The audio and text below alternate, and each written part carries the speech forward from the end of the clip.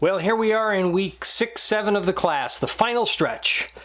And unlike previous weeks, there is only one assignment that is due. And it's a large assignment, and it's actually going to be a group assignment. So similar to week 3, you're going to work with 2 other students in the class and an AI agent to complete a final project that addresses mixed methods. And the reason why we saved mixed methods to the end of the course is that it applies all of the knowledge regarding quantitative research approaches and qualitative research approaches into one very commonly used sort of collection of methodologies for research. And so you're going to be learning a little more about that as you go through the next 2 weeks of the class. But I did want to sort of start my overview of what you're going to be doing this week by reflecting on something that was assigned 2 weeks ago, and it had to do with an analysis that you did of a quantitative research study. And and one of the greatest things about teaching this class is that I always get to be exposed to research and education, to things that I'm not familiar with, and students will choose research studies when they go to try to look at something to study and analyze. They'll often choose something very compelling. And so one of the studies that was analyzed during the week for projects was a study about recess. And I'll read you the title of the study.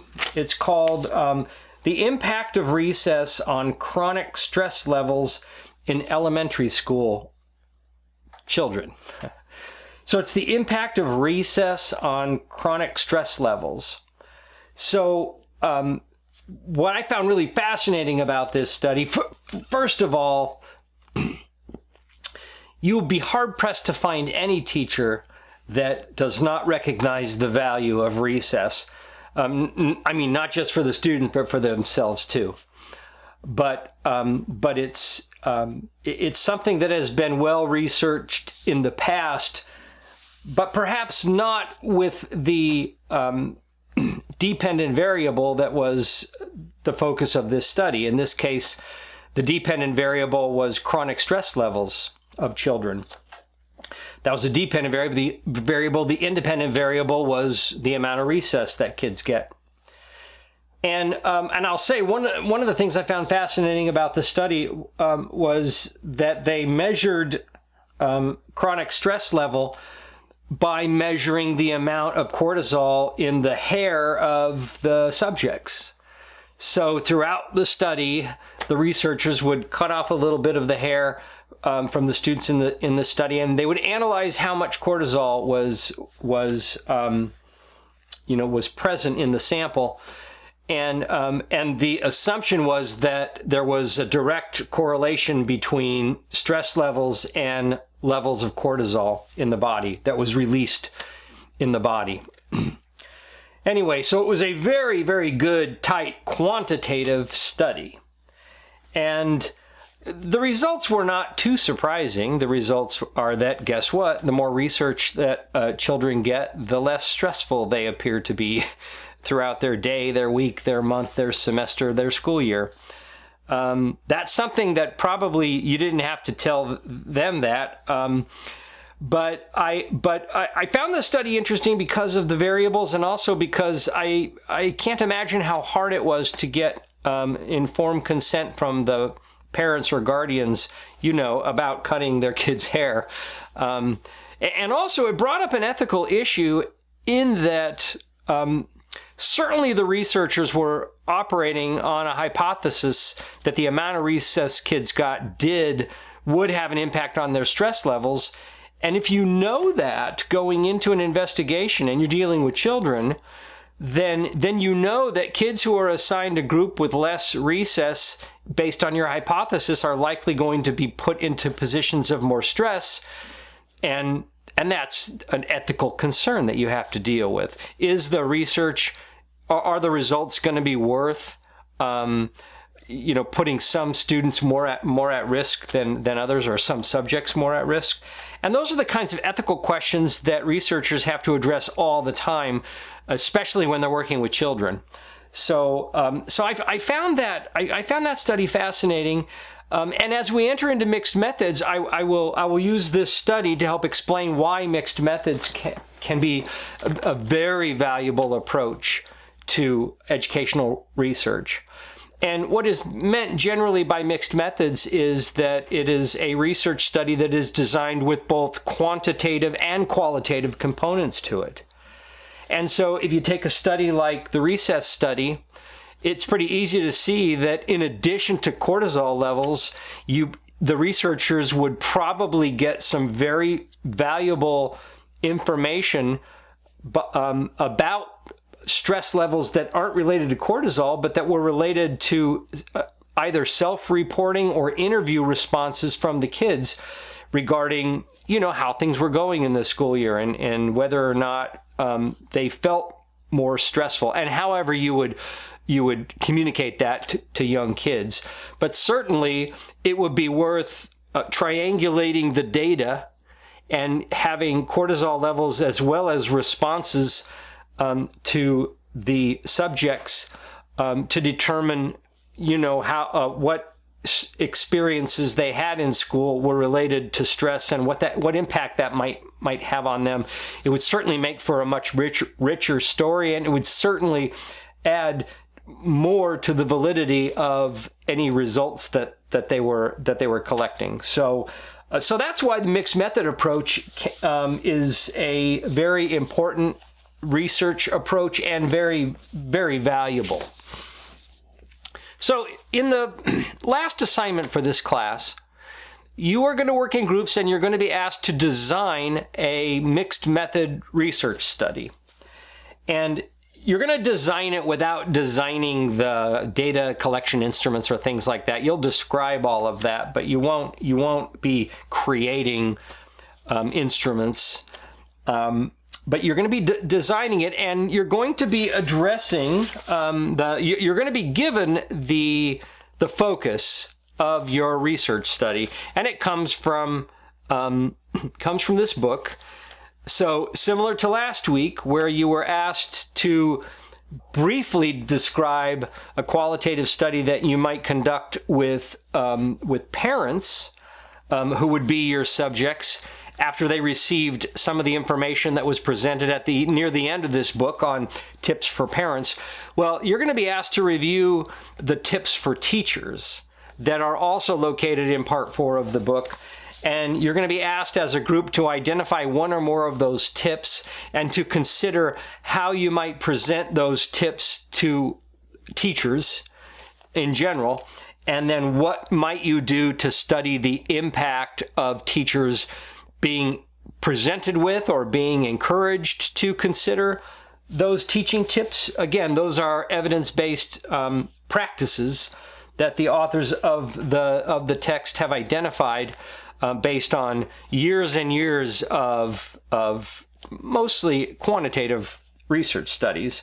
So that's what this final project is about. Now you're going to be applying information from the notes for weeks 4 and 5. So that's the quantitative information and examples and the qualitative. But then there's still a little more information that you need to review in the weeks 6 and 7 part of the notes.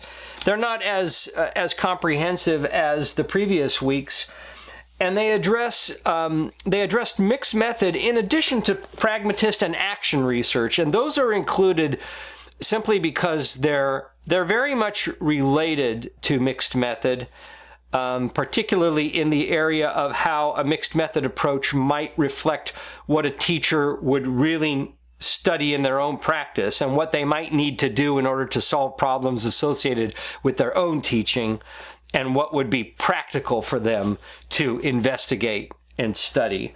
And so they're all sort of related, but the emphasis for this project is going to be on the notes that specifically address the 3 different kinds of mixed method approaches that your group is going to review, talk about, and sort of adopt in your plan. So let me just say a little bit about this this final project and how it's different from some of the previous ones. Okay, first of all, it's a group project. In addition to your assigned group members, you're also going to be given a link to a ChatGPT discussion thread. So it's already been created for you. All you have to do is click on the link. So everybody in your group, you're going to click on the same link, and that's going to take you to the same shared discussion thread. And again, the 3 of you, the non-AI members of your group are going to have their own roles. The AI is going to have its own very complex role that you'll be able to read about when you read the materials for the class. So, that AI discussion group that you're going to be using is going to have preloaded some very clear directions for AI to help it monitor and sort of facilitate the work that the group needs to accomplish. And so you're already going to have that set. And then what you'll likely do is figure out as a group how you want to interact with each other in work sessions, and include your AI member as well. So probably, and some students did this in week 3, for project 3, is that they use like a Zoom window or a Google Meet window on their computer. So they were interacting with their other human group members. And then in this case, the group, each group member will also can interact with the same discussion thread that AI is going to be using to communicate to the group and to process what the group is doing. Now, I will say this: it's not instant messaging technology. It used to be, but it's not anymore. So you're all going to be interacting with the same discussion group, and it's all going to show up on your computer. But one slight issue is that if you type in something to ChatGPT, it might take a little while for everybody in the group to see what it is you asked of ChatGPT, or what it is, or how it is you responded. Another thing that it won't do is it won't identify who you are in relation to the other members of the group. So I'm going to ask you, as you interact with ChatGPT, every time you submit a prompt, to use your name at the beginning of the prompt. Say, "This is Greg Sherman." And then you ask your question, or you respond to a question that ChatGPT asked. That way it'll keep the 3 of your responses separated when we go back, or when I go back and review the ChatGPT transcripts. As I mentioned at the beginning of class, I'm actually using this final project as a way to study the impact of an AI group member on how the group itself interacts with each other, and how it may or may not impact the success of the group accomplishing its goals for the project. So I am going to be looking at those transcripts, and so I do ask that you use ChatGPT whenever the 3 of you in the group are in session, are part of your session. Even if you don't use it that much, just to have it as a piece of technology that's always there, to be used however it is you're going to use. I won't be studying or analyzing anything that you say to each other in your dialogue in the work session that's not typed into ChatGPT. So, and again, none of that is part of your grade at all for this. The only thing that's part of your grade is going to be the final product that you develop, the group product, which is going to be a mixed method study plan, not a complete plan, but a blueprint of one. So that is the project. Again, just one assignment. It's included for weeks 6 to 7, but your group can work however they plan to work over the next 2 weeks. I'm not sure how many group sessions or how many work sessions this will take. It might only take one good, long, comprehensive one, but again, it's a larger project than the other one. So I anticipate it may take you more than one work session, and that's something that you're all going to have to schedule. That's why you've been given a 2-week window. It's probably not 2 weeks worth of work, I don't think. But the sooner you finish, the sooner your semester concludes. So there is definitely an incentive for working on this as soon as you guys can arrange and schedule a common time to meet. It's so again, it'll give you more of a time for a break if you can get it done early, but you don't have to. You just have to get it done by the deadline, which is Friday, August 14th at 5 p.m. That's the last time. That's the absolute last. At that moment, everything will stop as far as submissions goes, and I will be grading what I have, because I only have a tiny little window to finish, and hopefully I will have had a chance to review and grade most of the projects before that time. So again, there's definitely an incentive for getting started right away. And in addition to ChatGPT, who you can ask questions at any time, even questions related to the project, because it will have information about the project already loaded. But you can always contact me if you need me to step in and support you in any way and to support the group. There is at least one group that's down to 2 members because one member had to drop out, and they're labeled on the group information. So your group assignments are posted on the project page, as well as the link to your shared folders, and also a link to the ChatGPT space that you're going to be using will be on there too.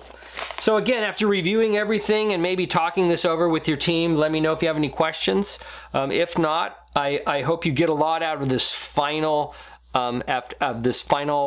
project. So good luck, and I look forward to reviewing your work. Oh, one more thing. Once you're all done with the assignment, then I am going to ask you to click on another button that will take you to the survey. It's the one that you did at the beginning of the class, but a few things have been added about the final project for you to reflect on. Again, it's anonymous, and there is no, it does not impact your grade in any way.